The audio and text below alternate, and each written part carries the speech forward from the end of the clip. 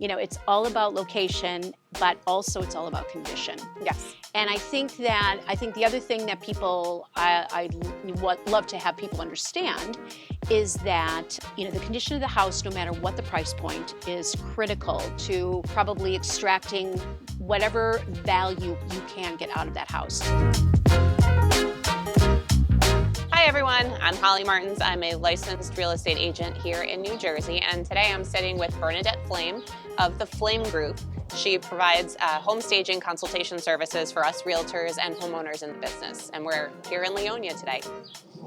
Holly, thank you for having me. It's really fun to be here with you. So you want to talk about staging, I suspect. Yes. So Bernie and I have worked together for years, and she is my go-to person who I bring for staging a house prior to putting it on the market. The thing I love about her business is that she works with what is within the home, and I think the biggest opportunity that we have is making sure that sellers can identify the value that's already within their space. So do you want to speak a little bit about that process? Yeah, and I think you made a very good point. Talking about the value, and certainly, when you are trying to draw buyers in, for example, I know a lot of people would think, oh, I'm selling my house anyway. I don't need to do this, or I don't need to do that, or I don't have to address something specific. But I think what is wonderful about our process is that we come together, we talk about what are those perhaps top 10 issues that house may have that will cause an individual to either be distracted or not to understand, again, the value of this particular property.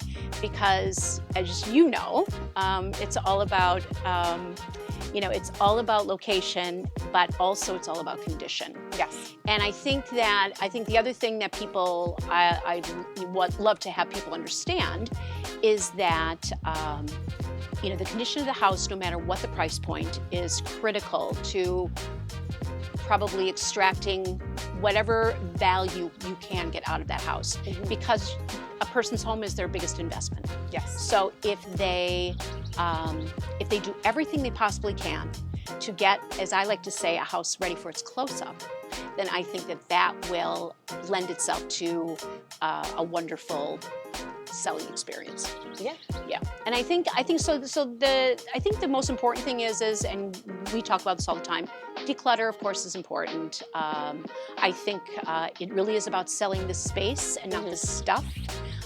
So to be able to highlight the architectural details, for example, as we talk about, people make a decision 3 seconds after arriving in front of a house because curb appeal is critical, and that certainly can be addressed no matter what the season, for example. So even though it's wintertime, you can still do certain things that will make a house look its best, for example. But I think that the goal is to start at the curb, to walk through the space, which is what you and I like to do during our walk and talk. Yes. And we take those notes, we share that information with your seller, and then ultimately that seller can choose to do some of it, all of it, and of course we encourage them. The more they do, the better they'll be prepared for that, for the moment that those photographs are taken. Yeah. So I think that's a really great way to approach it. And just going back to the piece where people will say, oh, my home is it's just so small, or it's so modest, or whatever the case may be. That's even more of a reason to do everything you can. Whether it's color, whether it's room flow, lighting, all of those things. And I think one of the most valuable things about the service that you provide and what we try to do for our clients is we're not telling them they need to renovate their house. We're not telling them to get rid of all of their furniture and have a home staging company come in. We're saying that it's perfectly feasible to work with what's existing. Absolutely. Sometimes it's a matter of moving a couch in a certain direction, or just paring things down that are on the wall or in closets. But it's a very user-friendly approach that's not very expensive. Yeah. And I think that's a really good point, because whether a person is selling or dwelling, which I like to say a lot, I think what happens is people have a wonderful sense of style, of color palette, certain things that really they're drawn to.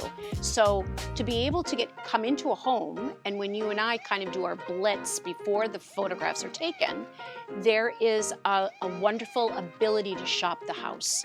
So we can go from room to room and say, oh, that'll look fantastic in the living room or the bedroom, or that piece of art will look wonderful on that particular wall.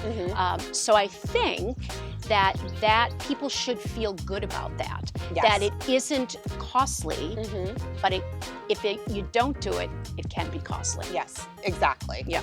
Being able to set the stage for a new buyer to come in and say, I can make this house my own. I'm not stuck on the laundry on the floor or the pile of toys in the center of the living room.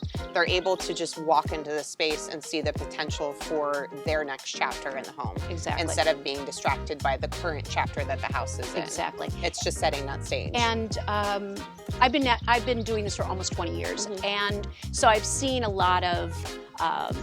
I think when staging first came, kind of to the public's awareness, it was always, realtor beige and, all of that kind of stuff, and being neutral. And, but see, we've learned as stagers that's really completely, we take the opposite approach. At least I like to think that a very savvy stager does. But I think it's important that not only are you appealing to the demographic wherever you happen to be. I mean, there are a lot of different neighborhoods, different towns in New Jersey, for example. So people live differently and they have different lifestyles. And if they're at the beach, or if they're in a more suburban environment, or the homes are more traditional versus something else, right? So, but we've learned that it's not just about the demographic, but it's what we like to call the psychographic. And what that means is you need to appeal to that individual's, dreams and aspirations, right? They need to know that they can have that same lifestyle that they've always dreamed of. I love that. As you said. So I think that's super important for people to know that is more of a reason, because, sort of like buying a car, right? A car is, you can get a, whatever the brand that you enjoy, but it creates this emotional kind of tug at you. And so you want to do the same thing with a house. And doing staging can accomplish that. Yeah. Yeah. And one of the points of resistance that we sometimes face when we say that we're going to bring in a stager is that the sellers experience a hesitation or discomfort because they're worried that their house isn't going to be their own, or that they're going to lose control of the situation. And I believe that when you're trying to, they say a good chef can work with whatever's in the kitchen, a good home stager can work with whatever's in the house. Good. And when that's you're a great way to put it. Incorporating that mentality, you're letting the seller still have that autonomy and control, where they feel like they're a part of the process and they're learning too. It's such a good opportunity.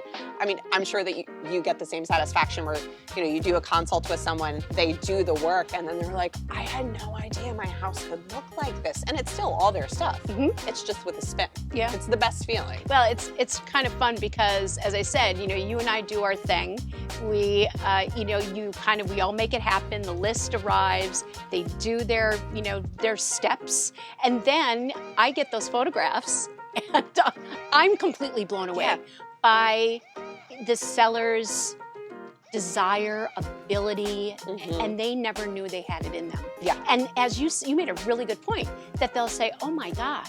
I mean, wouldn't it be funny? And I've actually heard this from other stagers, that there are sellers that were reluctant to sell because they decided they fell in love with the house again. All over again. Yeah. And I've actually had that happen before, where we give them the list, we give them the assignment, and then they're like, I don't actually need to move. I wasn't not in love with my house. I just wasn't in love with the way that things looked. Exactly. So sometimes it's just a deep cleaning, a decluttering, moving furniture around, and that's all it takes. And honestly, that's a win too, because it's saving them the Herculean effort of having to put it on the market and then buy another house. Agreed. So, and this is super interesting, and this goes back to a really great realtor.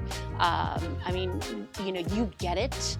And so I think it's important to understand that when you do that listing, speaking to other realtors, I mean, this is your calling card.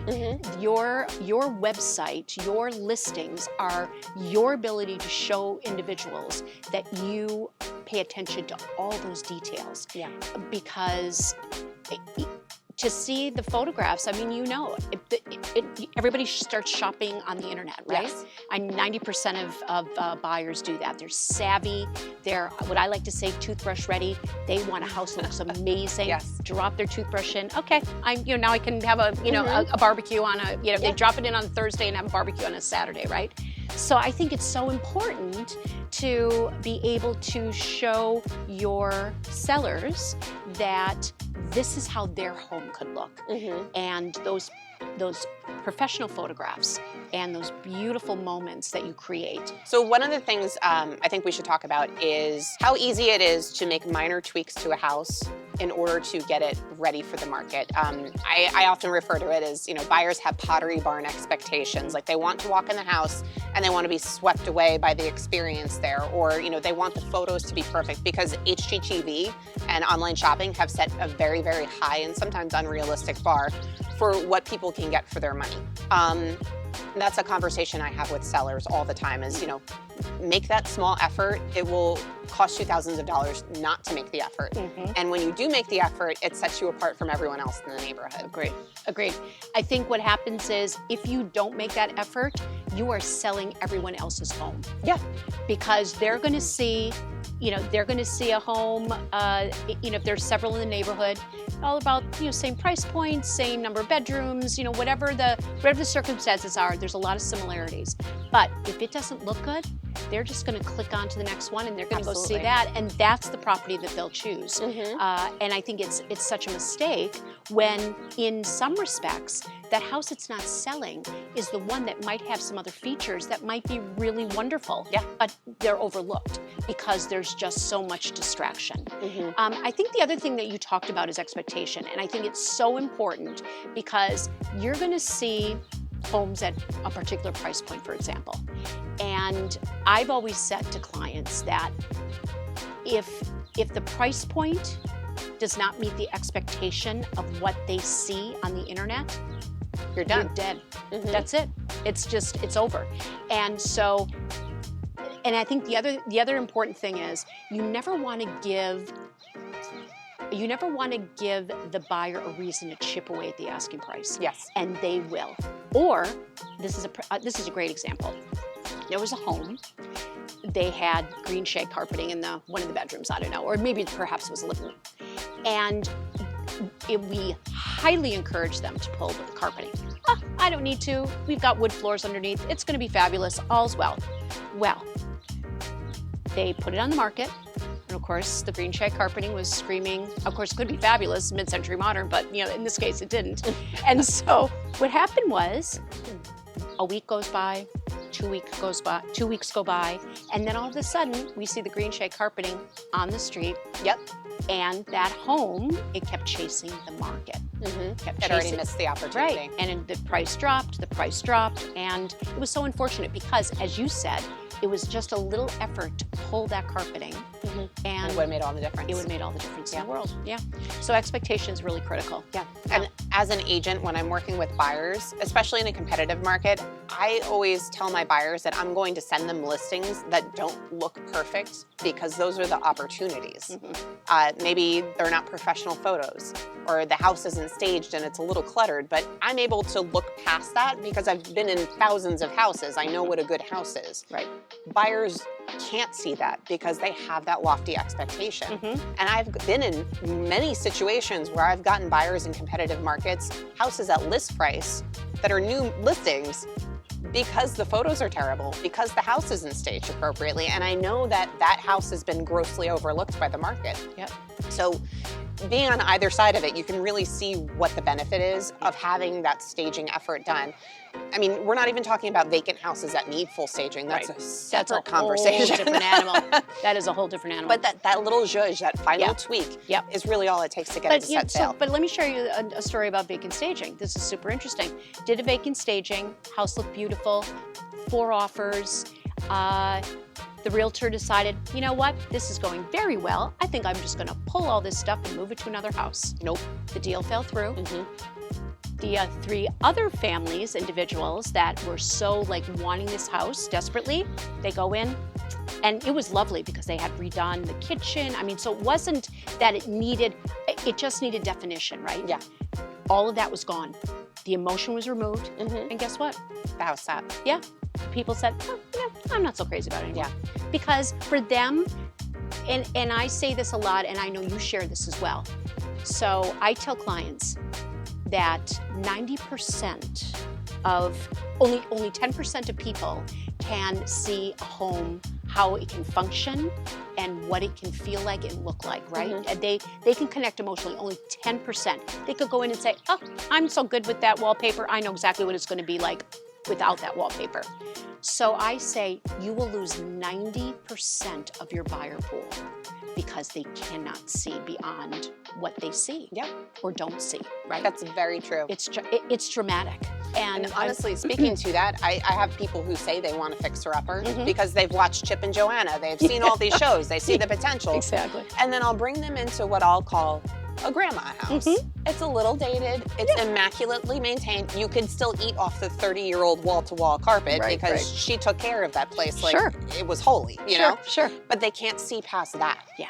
So if somebody who believes that they have a vision for renovation can't look past the green carpet and the floral wallpaper, like game over.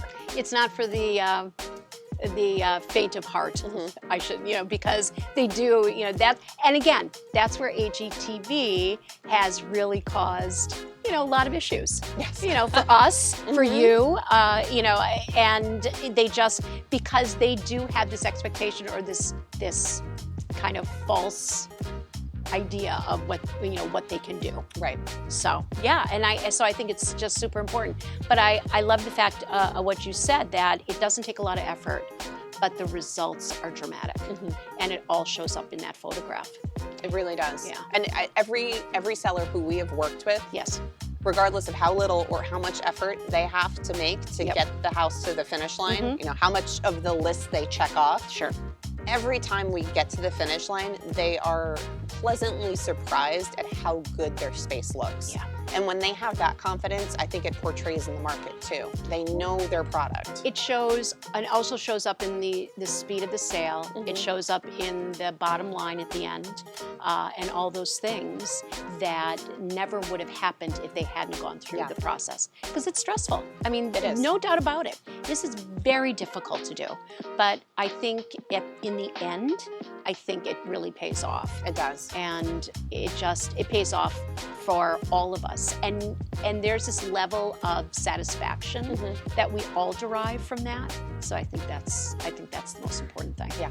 Yeah. I think there's also this like intangible psychological thing that happens when you walk into a house that's messy. Yeah.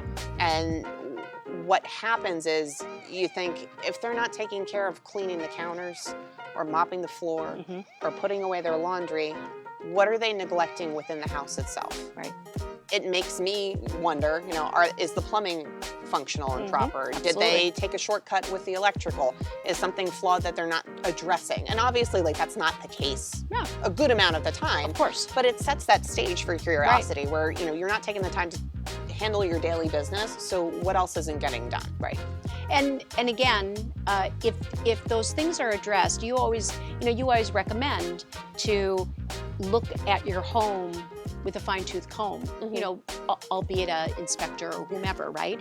To come in, take a look, get a sense of what things might need to be addressed. Yes. Because I've always told clients that it's going to cost, people are going to look at whatever it is that might need to be done, and they're going to assume it's worst case scenario. It's worst case scenario, and it's going to cost twice as much as or 3 times as much, or whatever that whatever that number is. then it really does. And so to get to, again, give the buyer no reason to chip away at the asking price, that's your goal. Yes, absolutely. Yeah. And if you're in a position where you truly cannot afford to do the work, or you don't have the time to do the work, then the price needs to be reduced to reflect reality versus the expectations. Agreed. And you can speak to this as well. When I've said to clients, your realtor is going to be able to tell you, this is what you're going to get for your house if you stage. This is what I can list it for if you don't stage. Yeah. And at the end of the day, that's what matters most. That's what matters most. Yeah, exactly. Bernie, thank you so much for your time today. This discussion was fantastic. I always enjoy our time together, and I love working with you because I feel like we share the same vision for our clients. We always want everybody to be satisfied with the end result. Holly, what a pleasure. As I said, I think what we do is so important to our clients. I love working as a team. I think it's wonderful to be able to be your third-party expert, to deliver the difficult messages sometimes, because I know that that's hard, but yet we are all doing this for the right reason, and I think that ultimately it certainly pays off for our clients, and at the end of the day, that's all we can ask for. Yeah, absolutely. Perfect. Thank you so much. You're welcome.